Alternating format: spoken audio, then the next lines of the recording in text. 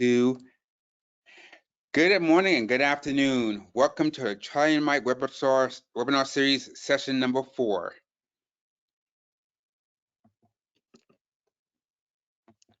We would like to thank BAE Systems and Philips North America sponsoring this event. Without them, this webinar series wouldn't be possible. There's a few announcements. April 13th will be the DC Metro dinner meeting. And our special guest speaker will be Shannon Jackson, Director for the Health and Human Services for the Office of Small and Disadvantaged Business Utilization. So if you're in the DC area or plan to visit the DC area, please come and join us for our dinner meeting. And of course, our annual event, MIKE'22, which is in Orlando, Florida, on the 17th through 20th of May. And you can see from the slide, we have a whole bunch of new sponsors. So come out, and we got a great program for you. We got a special guest speaker that's planning to be there. And again, we're planning to have a great time at this event. Okay, so today's webinar is 1 hour and 15 minutes, and it's being recorded. The recording and slides will be available to all attendees this Friday, so please check your email Friday morning. If you have any questions, please type it on the right side of your control panel. And if you can't get to your questions during this presentation, we will contact the speaker and try to get the answer to you in a couple of weeks.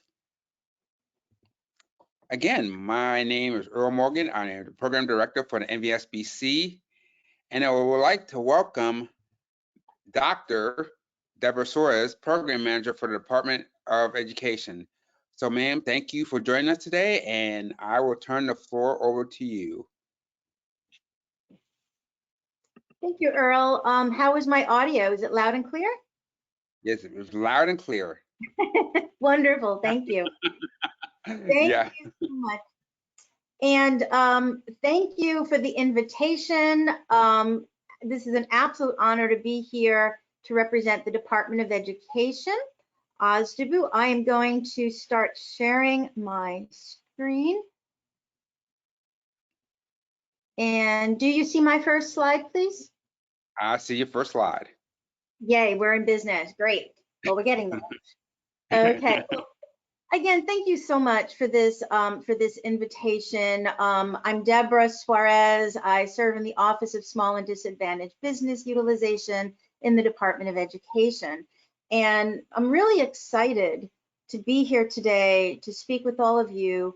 It's a luxury to have this much time to chat with folks who are interested in doing business with the Department of Education. So I'm going to take my time going through my slides. I have a lot of information to share with you, and I really do want to take this opportunity to give you all a deeper dive into the Department of Ed. So I am going to follow a best practice, which is to stop my video while I go through. Okay, good. While I go through my slides.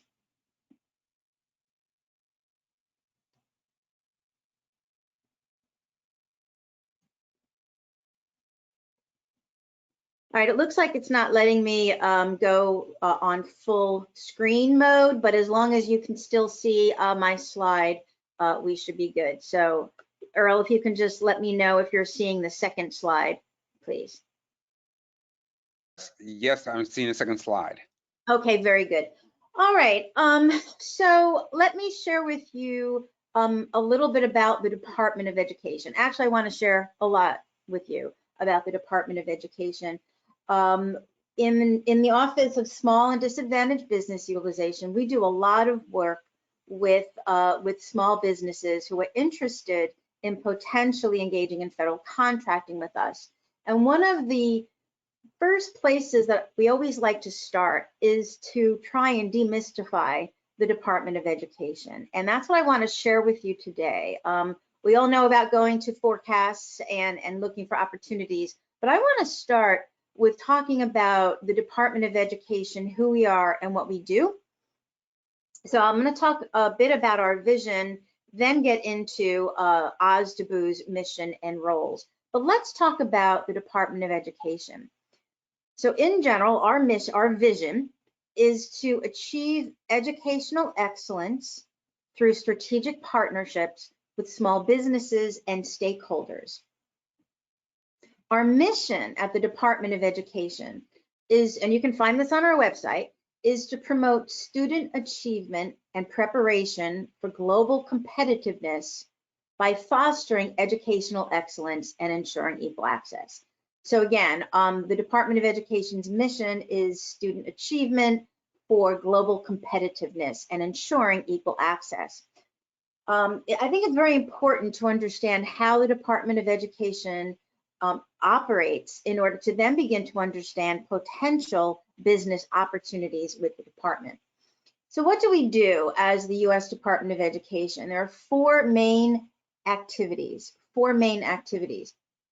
First, we do establish policies related to federal financial aid for education, and we administer those funds.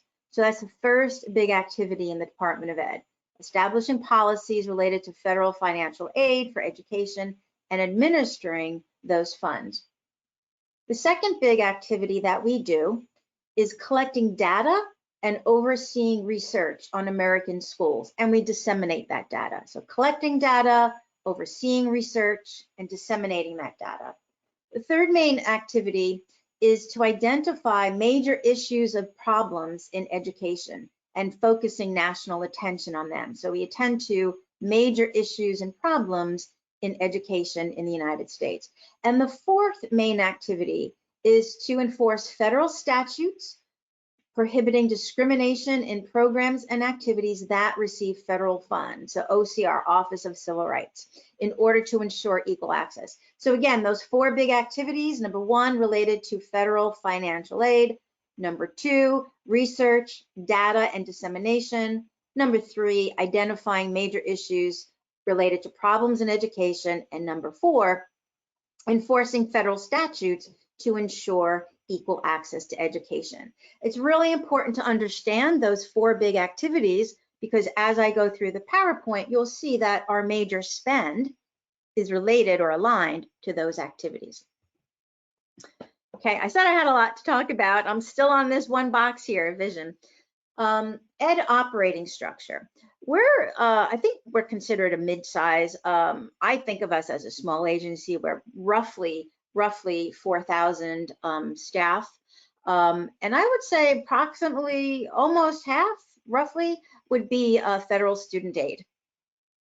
Ed operating structure, we are made up of about 20 what we call principal operating components or POCs, program offices.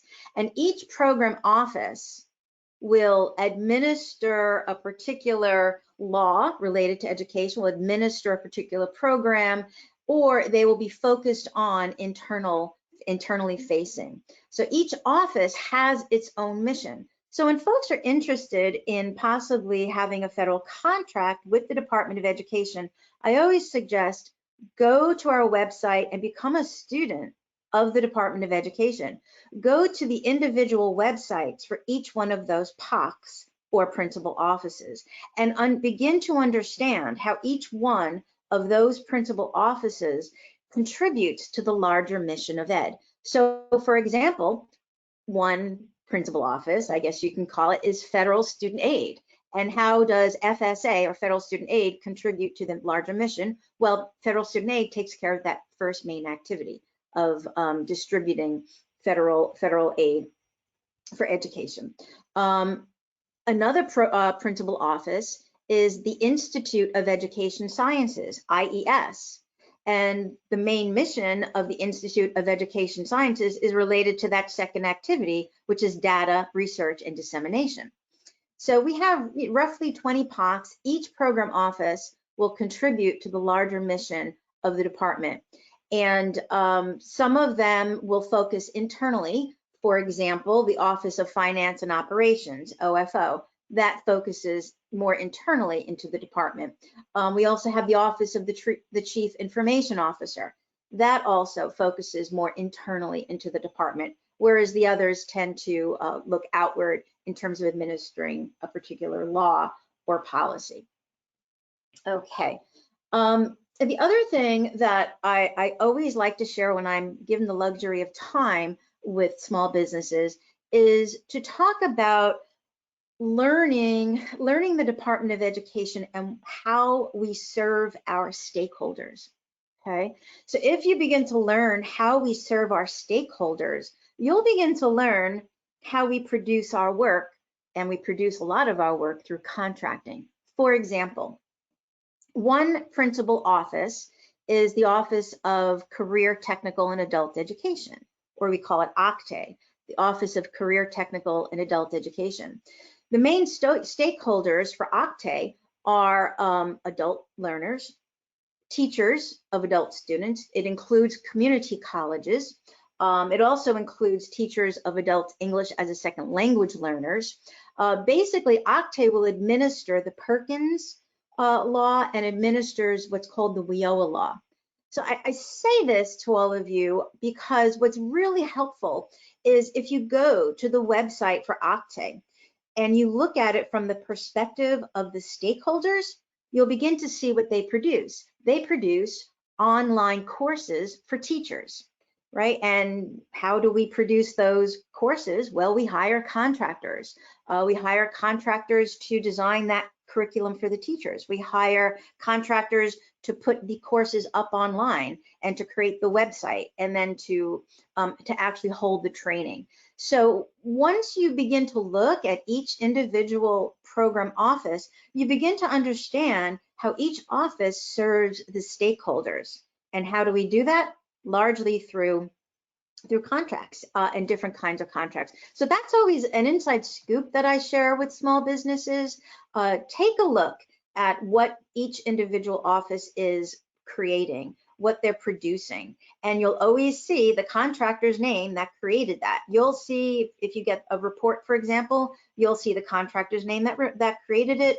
You'll see the program officers who led those contracts and managed those contracts. So that's a really great way to get the inside scoop. You can go to each principal office, you can get on their email list, their dissemination list, as if you were a stakeholder, and begin to get that information in that way. It's a way to begin to really understand what we do. The other thing I'd like to say, this is very important when folks come to the Department of Education, is to help folks understand the role that the U.S. Department of Education plays in this country. Unlike other countries where the Ministry of Education creates a curriculum for students, we do not, right? So curriculum, instructional strategies, all of that is the purview of the local education agencies. All of that is the purview of the states. I think that's really important to remember, because sometimes we will get folks who are experts in the field of education, and maybe they've created a new way of teaching mathematics in K-12, or they've created or they've written a book, or they've created a set of curriculum, and they think, oh, this is great, this is wonderful, I'd like to get this in the hands of all the students in the country. Well, that's not what we do at the U.S. Department of Education. So that's something that's really important to remember, that those kinds of products or services, that is really a decision that's made at the local level, local education agencies, or the state education agencies.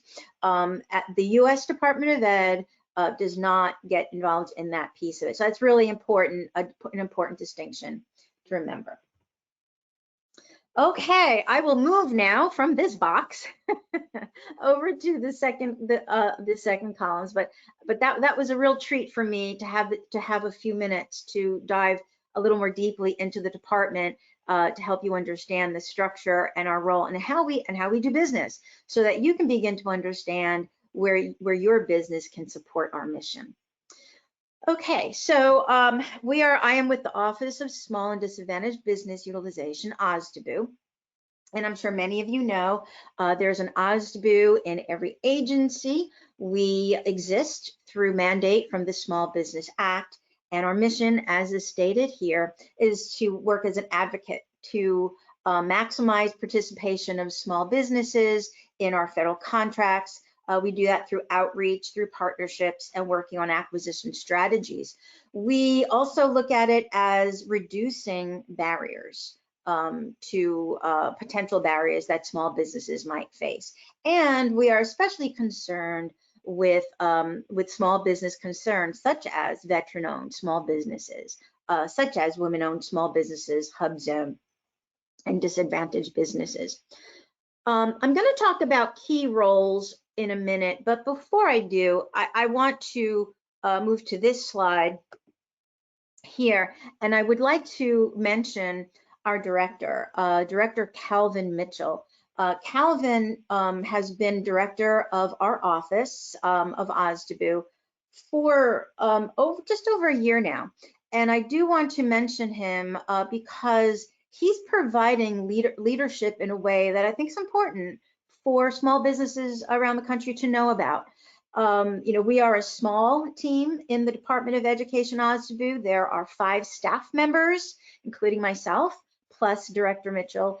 And you know, my role as program manager is to really work on strategic initiatives and then to operationalize those initiatives along with my teammates.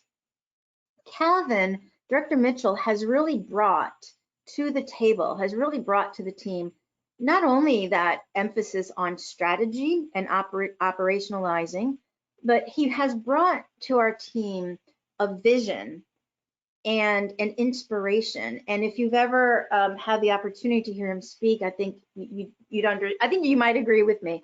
Calvin is really approaching this work as a mission, right? And that's why he will always accept an invitation from Earl to do a webinar for veteran-owned small businesses. And I believe that if Director Mitchell were here, he would share with you his father's journey on being a vet, his father's journey on having a small business, and what that means not only for the individual, for the family, but for communities. And so I just want to mention that because Director Mitchell really is bringing to the OSDBU work a mission and a passion and a vision that goes back to what it is that small businesses do for the country. So I wanted to mention that, now come back to key roles, because everything that we are doing in OSDBU is really in order to realize that vision that Director Mitchell has set for us. So as I go through these slides, I will try to come back to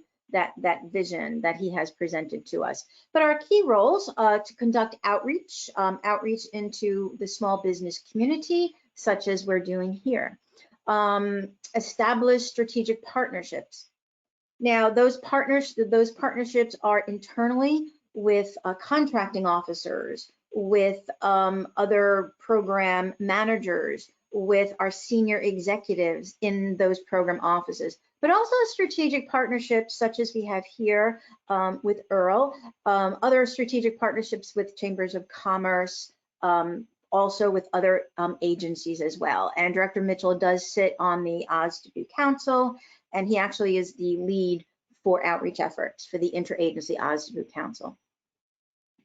OSDBU also provides guidance on acquisition planning and market research within the department. And that's a pretty heavy lift. And before we started the webinar, Earl and I were chatting about how that's, the outreach part is a whole lot of fun. The in-reach part tends to be a heavy lift and a lot of work. But it is really how we push that needle. Talking to our colleagues in the other program offices about their program requirements, and yeah, let's do market research, and let's really focus on, let's get an RFI out there, request for information. Let's see what we can do to show that small business can do this work, and then follow an acquisition strategy related to that. Oversee procedures. This is something that Director Mitchell has really been working on to make sure that our small business policy is up to date and clear, and very importantly, disseminated throughout our agency. And then finally, establish and facilitate the achievement of small business goals, which everything is related to that. So let's talk about the small business goals. Okay, here we have EDGE 2022 small business goals, prime 14%, subcontracting 37%.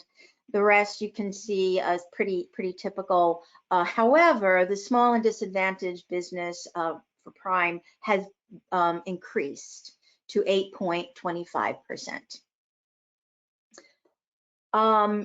We have been the past few years, I do want to share with you, one of the levers that we have been pushing in terms of acquisition strategy has been, especially with our larger contracts, for example, through IES, we've been pushing the lever of subcontracting.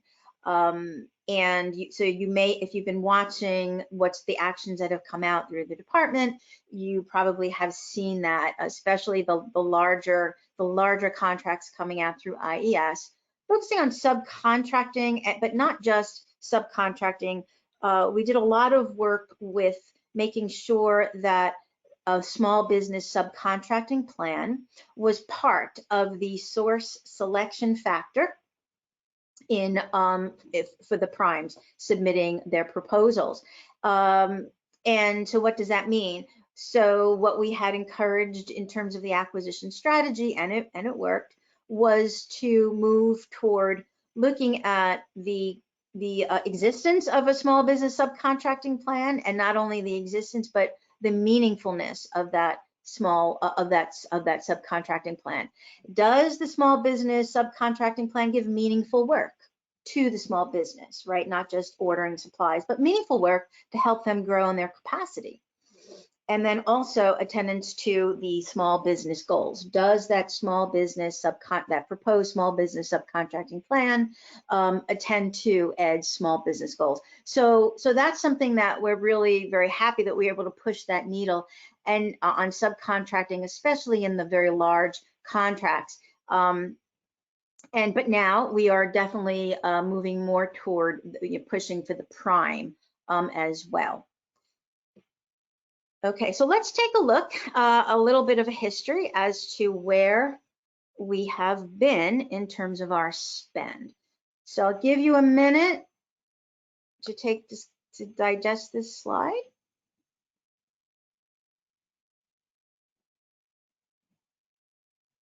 And again, the PowerPoint will be provided to attendees. But if you take a look here, it's an overview of our spend between FY20 and FY21. Okay. So a couple of takeaways that I would like to share, that I'd like to point out. The Department of Ed does very well in our WOSB contracting, our women-owned small business contracting, where we are meeting or exceeding the goal. But you can see where we and our small and disadvantaged business contracting, we do well there as in addition to WOSB. But you can see where we struggle.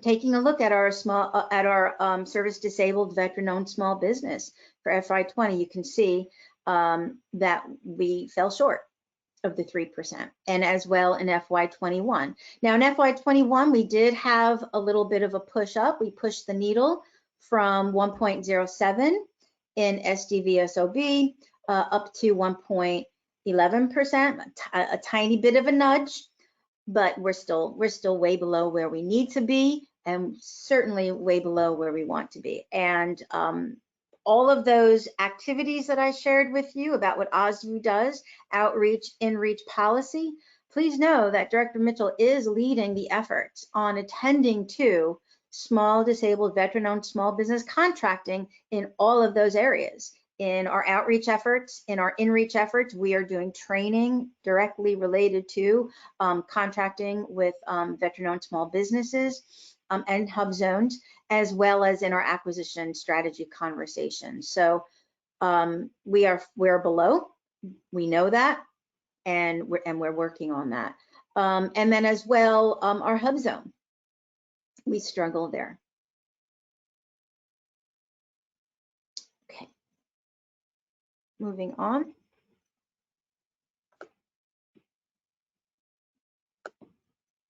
Okay, I'll give you a minute to take a look at this chart. This is our spending by NAICS codes in FY21. Please take a look.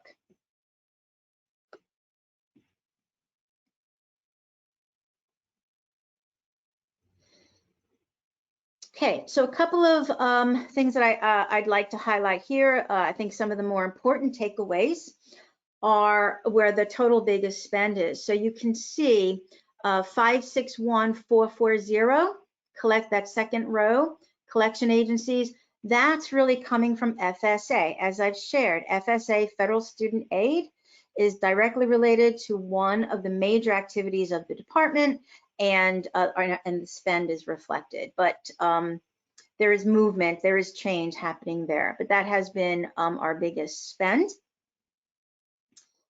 I also want another big takeaway is that is where we have seen our small business dollars. I also want to point out, you can do your own takeaways, but this is what I want to really highlight for you. If you can take a look at 541720, 541 Research and Development in the Social Sciences and Humanities.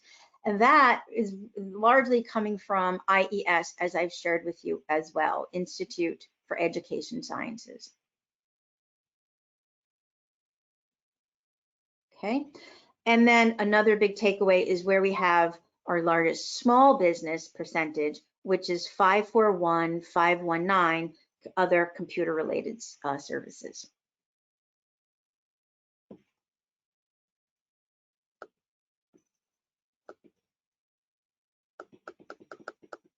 Okay, next slide. Now, here are the POCs, or the program offices, by contract spend. So as I've shared, FSA is our top spend. IES, I've shared, is our second biggest spend. And I've shared that Institute for Education Sciences is the research arm of the department. That is, I really suggest, if this is something that is related to the work that you do, I strongly suggest that you go into the IES website and take a look at the work that they're doing, because you'll see that they run, for example, the National Center for Education Statistics.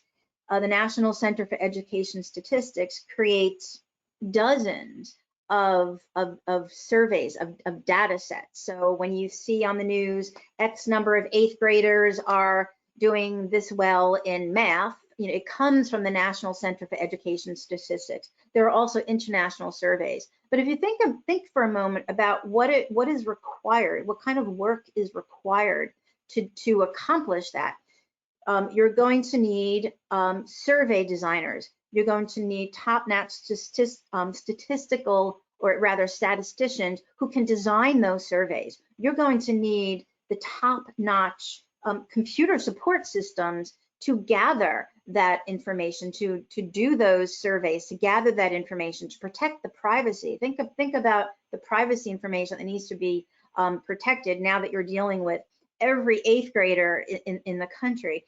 But then what's also needed is collecting that data, putting it into a data set, creating it in such a data set in such a way that now it can be used for educational research. And some of those data sets are released to the public so that professors or independent researchers can now work with it and do research. But then some of those data sets retain some of the other privacy information in order to do in-house research. What else is needed? There's then dissemination of that research. And of course, for the Department of Education, we always are concerned with practical results, right? What does this mean for actual educational theory and practice? There might even be some training involved. So if you look at the IES website, you'll see the National Center for Education Statistics there. You will also see what's called the RELs, R-E-L, the Regional Educational Laboratories.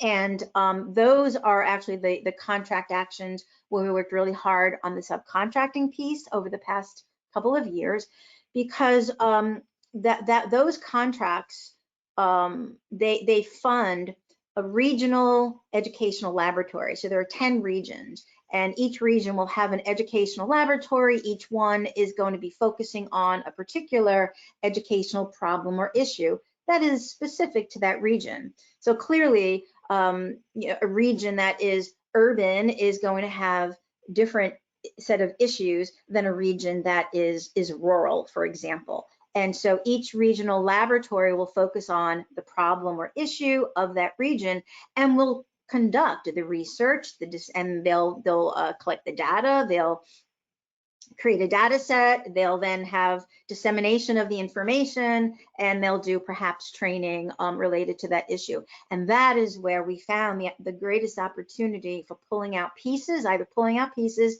into other contracts or pulling out pieces for subcontracting. Then we have OCIO and OFO, both of which are internally focused. So Office of the Chief Information Officer, which clearly is going to be dealing with our information systems. And then we have OFO, the Office of Finance and Operations. Now, what I want to point out for OFO, and this is sometimes, it's not really intuitive, it's a bit counterintuitive, but the OFO, the Office of Finance and Operations, actually houses our Learning and Development Division. You wouldn't really think of that by the title, but I guess it falls under the word operations. But OFO has our internal learning and development. So that's where we house all the training for ed staff, any of the training that's related to, well, anything that we need training on, diversity and equity training, leadership training, our contracts training, anything that you can think that we need is housed through there. And so you will see leadership and development training coming through OFO. Now, each program office does have their own executive officer. That's not a contracting officer, but an executive officer who has a purchase card and is able to directly do any acquisitions below the SAT. And so training dollars for individual program offices generally will come through through the SAT, through the individual executive officers. I want to mention that because we very often get folks to the Department of Ed who are experts in learning and training. And then the last office there, Office of Elementary and Secondary Education. So as I've shared earlier, the U.S. Department of Education does not get involved in the classroom practices. We just don't. It's not our role. It is not our mandate, unlike other ministries of education in other countries. We tend to be a very large grant-making department, right? That's what we do. So we will fund, the department will fund state education agencies, local education agencies, but through formula funding based on the census, right? So, and then other kinds of grant making will have discretionary grants. So that's grants, not contracts. However, as a very large grant making department, agency, what we need help with, and we do have contracts often around grant support. So you will see in our forecast contracts related to grant management support, and OESC often has that kind of work. So these are the top program offices by spend, and then you can see across the recent FYs. Pause there. I do want to say that the staff at OSDBU will liaise with the different program offices. I am the liaison with IES, and my teammate, Javette Johnson, I'm sure some of you know her, she is the liaison with FSA. But you know what? FSA is so big and so important that we also have a small business liaison within FSA, and once you connect with the department, we can connect you with her as well. She serves as a contracting officer within FSA, but she's also a small business liaison. Okay, how do we do business? Let's move on to the next one. Give you a moment to take a look at this. So our top ed contracting vehicles, you can see how we are getting to our businesses. Again, under Director Mitchell's leadership, we are aligning our different activities around these contracting vehicles. So internally, we are training our staff. We have an incredible training program that just keeps developing under Director Mitchell's leadership, where we will bring in folks from the NASA SUIT program, from the 8A STAR program, to give training to our acquisition staff.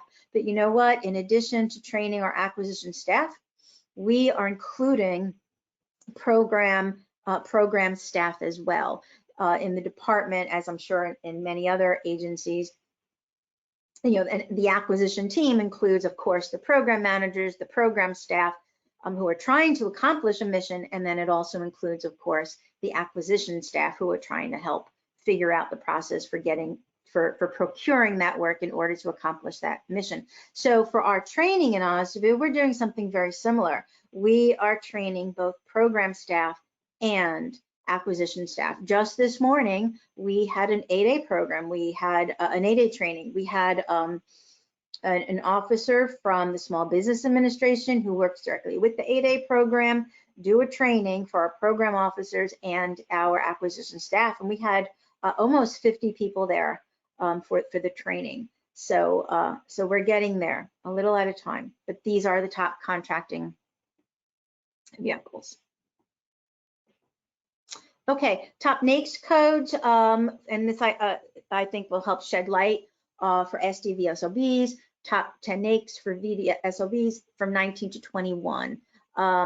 Collection agencies, again, that's tapping into the work of FSA, computer systems design services, largely OCIO, but I'll let you take a look there. Big difference.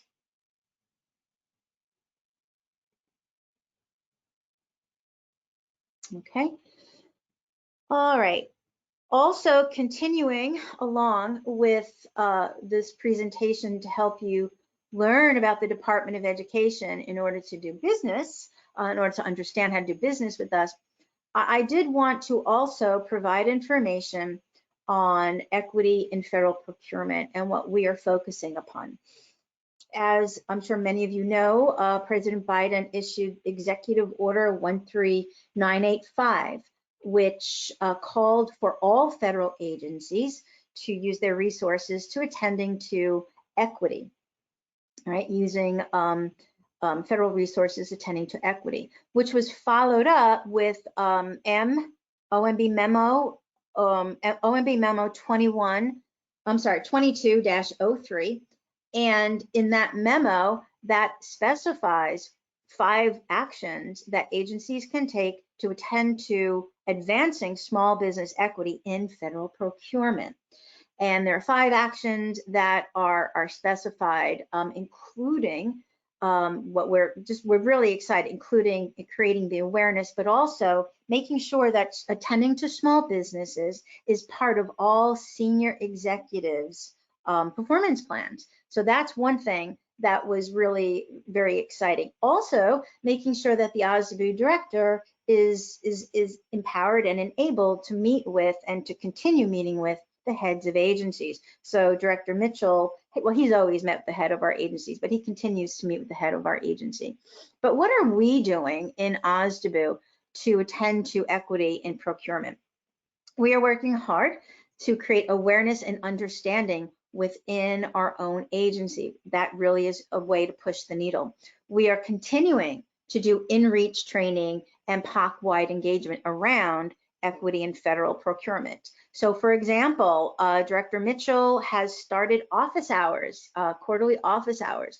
It gives him an opportunity to meet with program staff and contracting staff to talk about issues, very specific issues related to equity and procurement, and engaging with staff on questions that they may have. So we get into some very specific conversations, rule of 2, for example, but then we also get into generating ideas together. So that's been a very good initiative. In addition, we've been extending our outreach to small and disadvantaged communities. So for example, we have been having listening sessions with representatives of small minority-owned small businesses, African-American-owned small businesses, Hispanic-owned small businesses, Native American-owned small business, Asian American, and Pacific Islander small businesses, to begin to hear what are some of the unique challenges and potential barriers to engaging in small business federal procurement, and then ways that maybe we can begin to attend to those.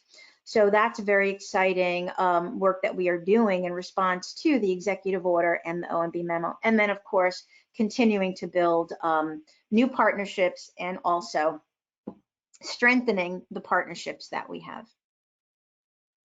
I just wanted to make sure to share this with all of you because every agency is tasked with how they're going to attend to the executive order and the memo, and this is what the Department of Education is doing.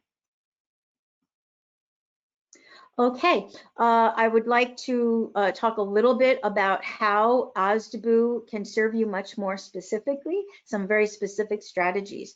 So one is to schedule a one-on-one virtual consultation. Before the pandemic, you were invited to come on down to the department, we'd shake hands and sit in a small conference room and have a meeting. Well, now we're doing all that virtually, which is a lot easier for a lot of folks. But just send us an email and we can have a one-on-one, and I'll talk a little bit more about that in a minute. A second way to engage with us is registering your small business in our database, and I'll give more information about that. A third way is to attend our virtual small business conferences. We have two team members on our staff. You may know them, Marcella Coverson and Javette Johnson, who lead the development and dissemination of our small business conferences. We just had a woman-owned small business conference, and just before that, we did have a veteran-owned small business conference. Now, that doesn't mean that you have to be a woman-owned small business in order to attend or any other kind, but it means that those are the issues that we are focusing on. But you are welcome to attend. Any small business is welcome to attend as long as we have the virtual bandwidth, and we usually do, because I think we have roughly 200 lines that we can do. But how do you know when those small business conferences are coming up? Well, if you get your business registered in SBCS, we use that as one way of disseminating information, and you'll receive the announcements. Also, we use our Gov Delivery email list. And then there's the Ed resource page. But let me do a little bit of a deeper dive into the consultations and into SBCS.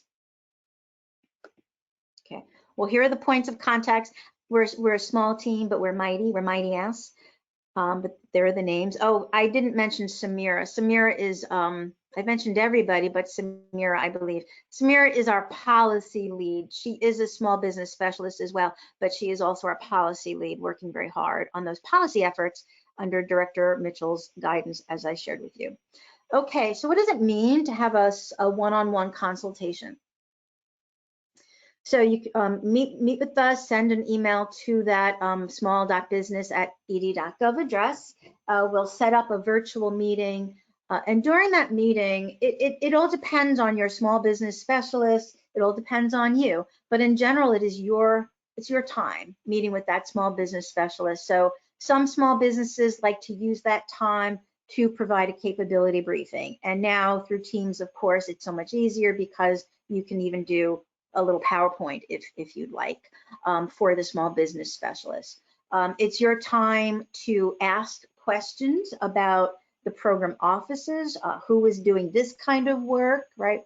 It gives a little bit of just substance behind that forecast.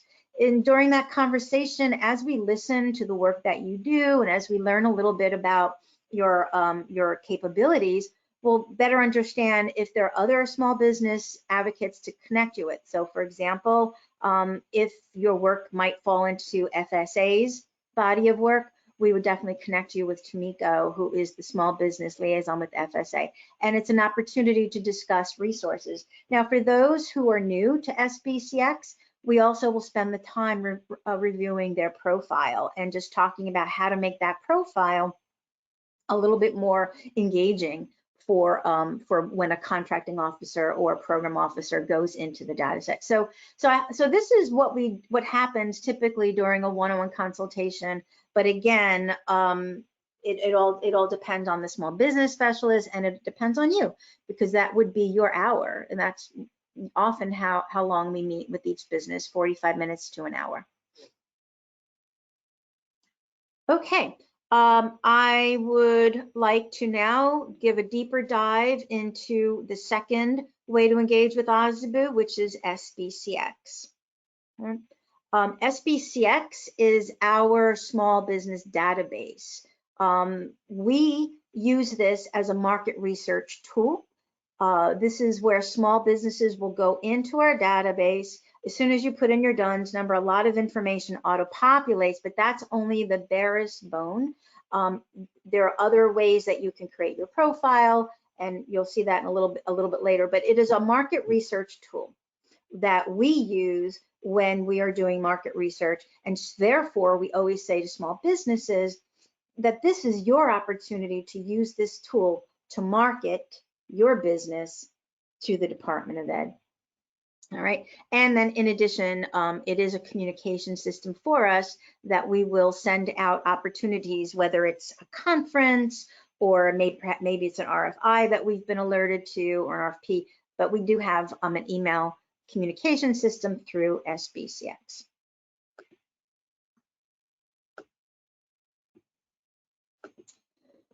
So SBCX is specific to the Department of Education. So we actually are using a shared service with HHS. We got their through a small business, we got their template, but it is separate.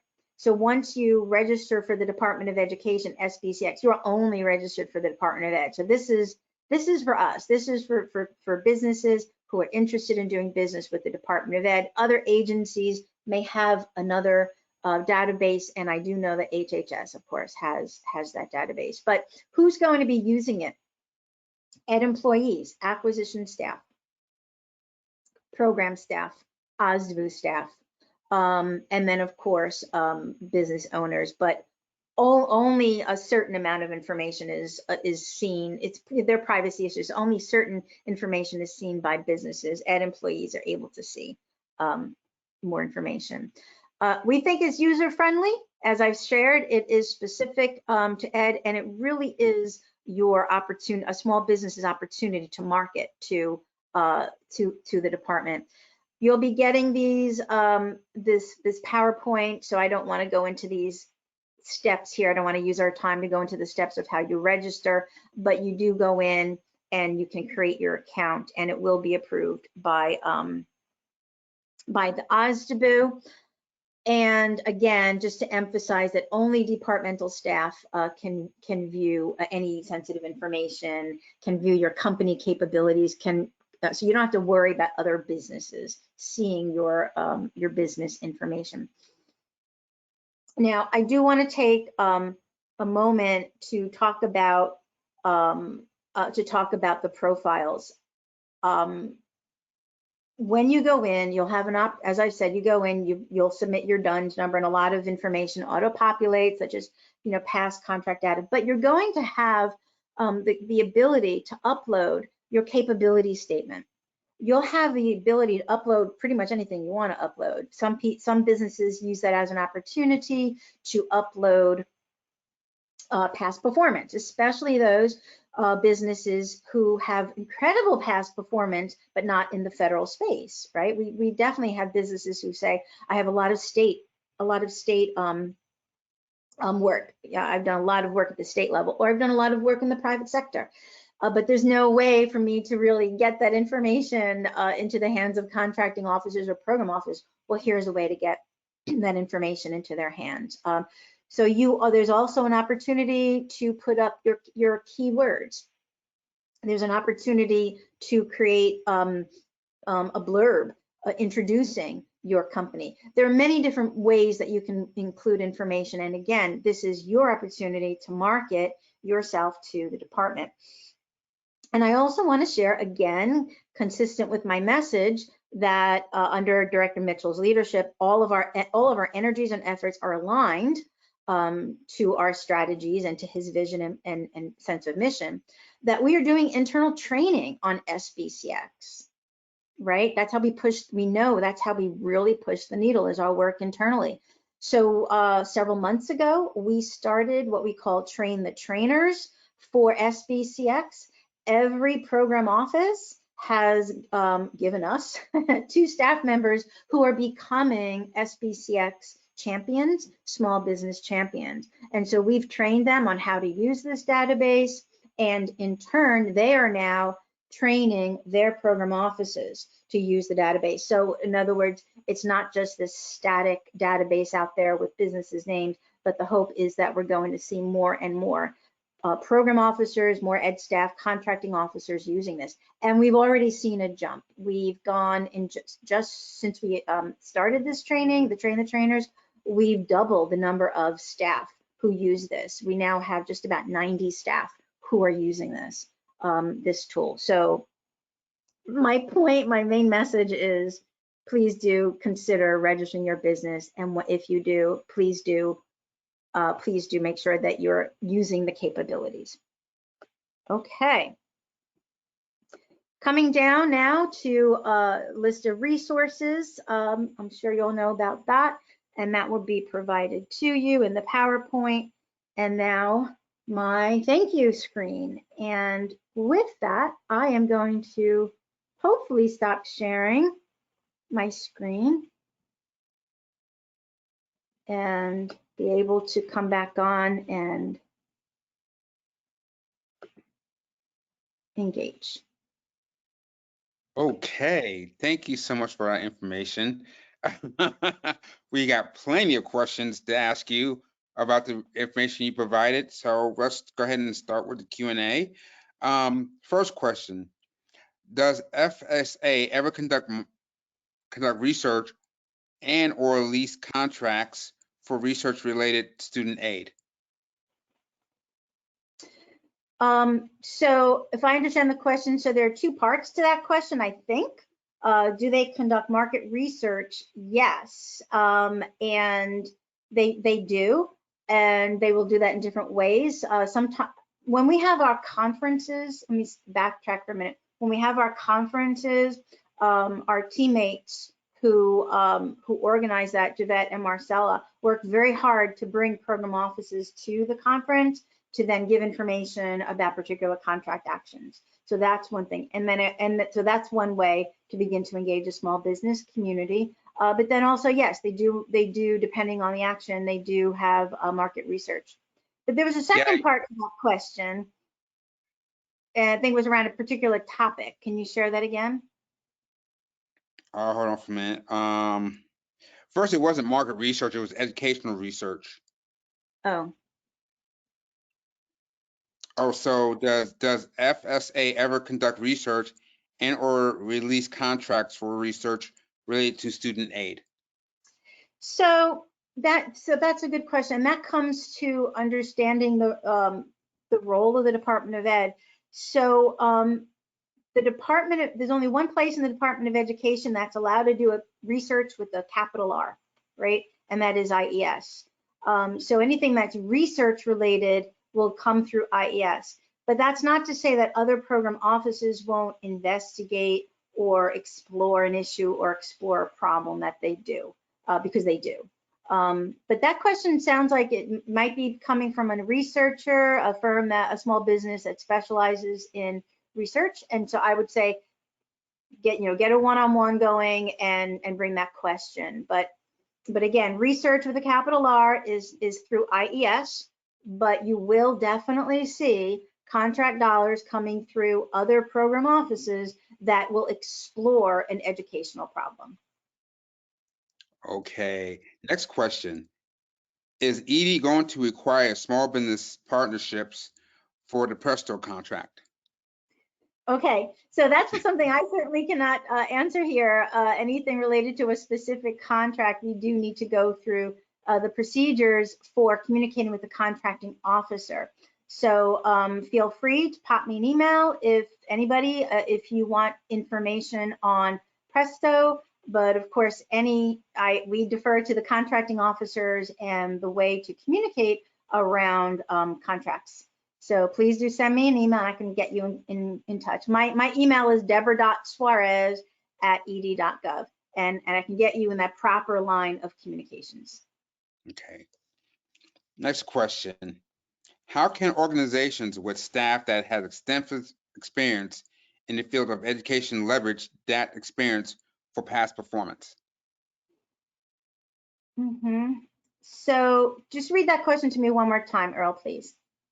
How can organizations with staff that has extensive experience in the field of education leverage that experience for past performance? So we get this question a lot in OSDBU because we tend to engage with small businesses who are kind of new to the education space, right? And so we get that all the time. I've never had a contract with the Department of Ed, but I've had contracts with other agencies. Or I've never done federal contracting, but I'm very successful in the private sector, or I'm very successful in the state sector. And so there are different strategies that work for small businesses. There are lots of different kinds of strategies. One strategy I've shared already is to use your SBCS profile to upload the documentation of that good past performance, right? And then that is your space, right? Your profile is your space in SBCS, so that when some other strategies, when you do communicate with a contracting officer, right, you can direct the contracting officer to your profile.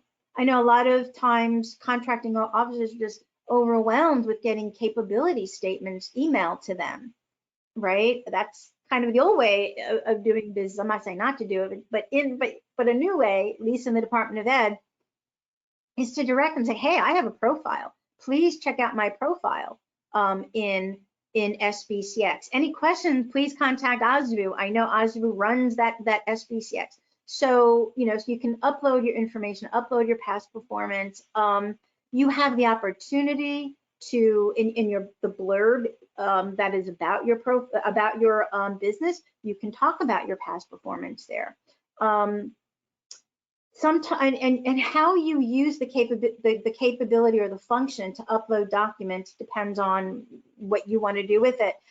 Some businesses I've seen, they will upload resumes of their key personnel, for example. So these are the key person. So that's just something off the top of my head that I would share. There are different strategies that small businesses use to leverage the power of their past performance, even if it hasn't been in the federal space or in the department's federal space. Okay. All right, next question. Will ED ever use any SDVOSB set-asides for their contracting needs? Will they ever use them? That's a hard one. I don't know. I don't know. That's a hard one to say ever. I guess I would share, we need to hear from small businesses, right? And that's where the engagement comes in. So, I'm kind of sensing a lot behind that question. And so, certainly I can't say if anything ever will happen, but what I can say, engage with OSDBU. Their concerns, we want to hear, and there is sensitivity around that, but we can certainly listen to that. And I do know that we all of us meet with small businesses and we listen, and where we can, we take that back to even if we don't work specifically on that problem, it's there in our heads when we're engaging with acquisition staff, and certainly when our director is engaging with other senior leaders. So whatever's behind that question, I think there's a bit, I would say engage with us and let us hear what you're thinking. Okay. Okay, next. William has a lot of questions here. How close was ED to meeting its small business goals? Only just. We only just missed it. It was like 0.5%. I wish I had that number in front of me, but we were very close to meeting the small business goals, but we just missed it. Okay. And follow-up question to that is, what is ED doing to meet its goals for the spend with SDVOSBs? Right. So again, we're concerned with meeting our small business goals for all of our small businesses, but we are especially concerned about meeting our goals with SDVOSBs and HubZone, because we are falling below. So what are we doing? We are very strategically engaging, such as this webinar right now, and we are so appreciative of this opportunity to be able to give an hour to SDVOSBs and to encourage you to engage with us, to create that database within and create strong profiles within SBCS. Internally, we're doing training specifically related to veteran-owned small businesses, and that's where our director, he's not just about procedure, he's about vision and mission, and when he does the training and he provides the introductions rather to the training, he talks about how veteran-owned small businesses are the lifelines of our communities, right? And the value of those businesses, and it's not about giveaways, it's about tapping into that incredible strength and expertise of SDVOSBs. And so when he does that, and when we do that, it's what we're imparting to the program officers and imparting to the acquisition staff is the real meaning, right? So it's not just the 3%. That's what the meaning is. The people, the meaning is the community. That's the meaning. And I, when I listen to him speak, he is so incredibly inspirational, and he imparts that to us as staff, and we try to bring that as well. So you can say, well, we're training, but it's more than that. It's about, we're trying to convey a mission. We're trying to convey the meaning, the inspiration behind what you all do as veteran-owned small businesses, and what you've done and what you've already given, and why it is so important to bring veteran-owned small businesses into our contracting space. And then, of course, in addition to the in-reach training and in addition to the outreach, we do the acquisitions planning. And then, of course, we bring in other speakers to come in and talk about vehicles. So if there's any other strategy that I haven't mentioned, please email me. If there's anything else that you can think of, say, hey, this is what agencies are doing, here's some other ideas, please email me and let me know, because we're working holistically on that issue. Thanks. Okay. Next question. The RELS were all awarded within the past year and won't be out again for another 5 years.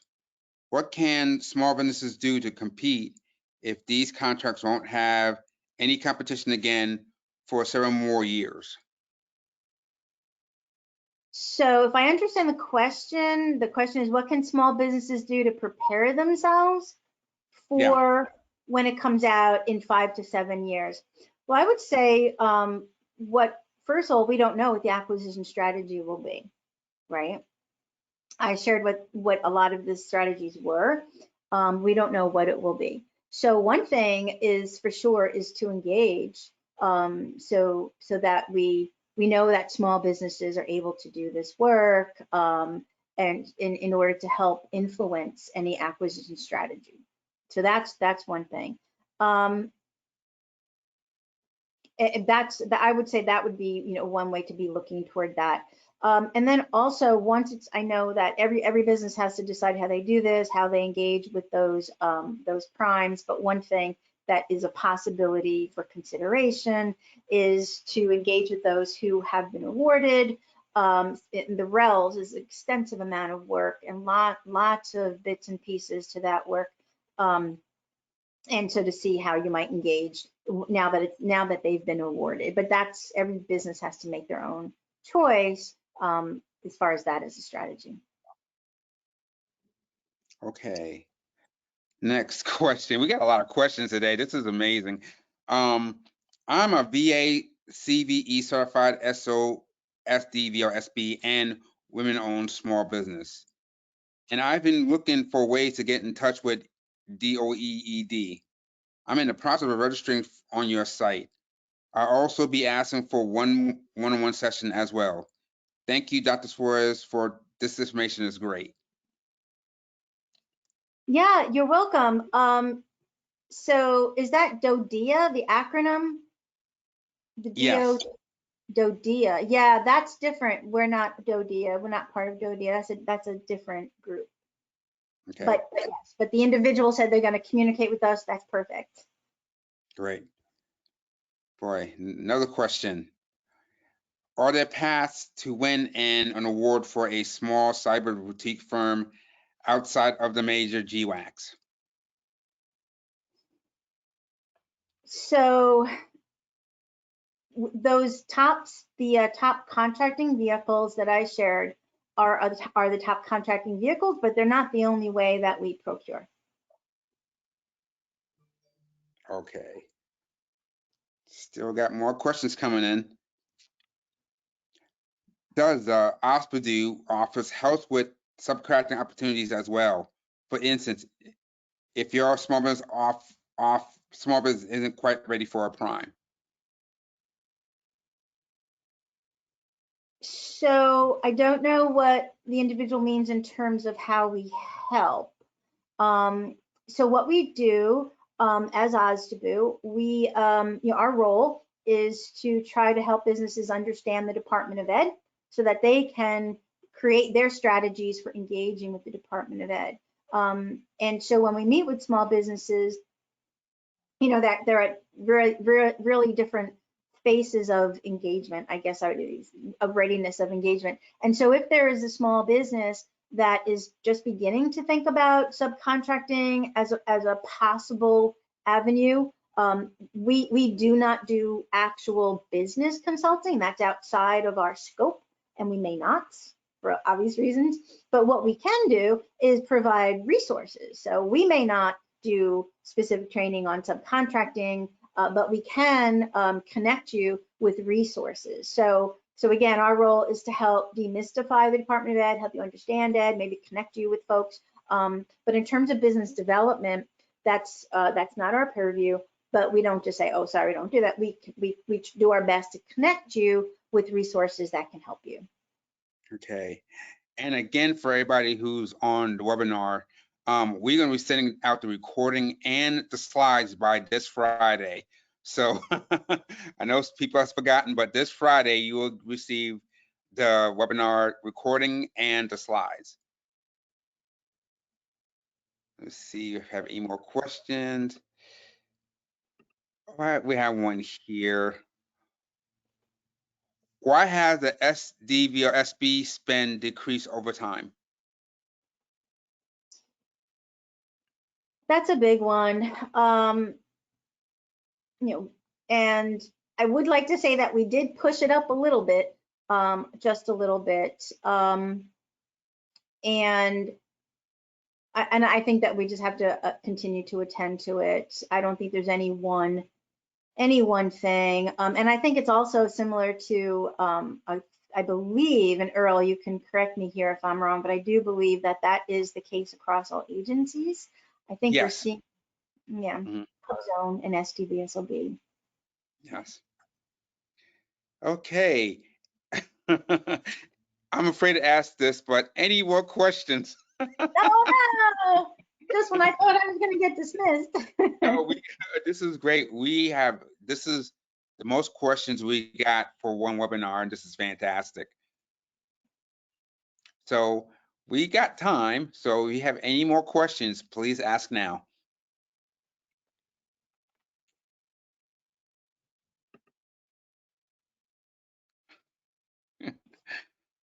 I think everybody's gotten shy. Well, Dr. Suarez, thank you so much for all this information you've given us today. I know Mr. Mitchell couldn't make it, but thank God he has you. So thank you again.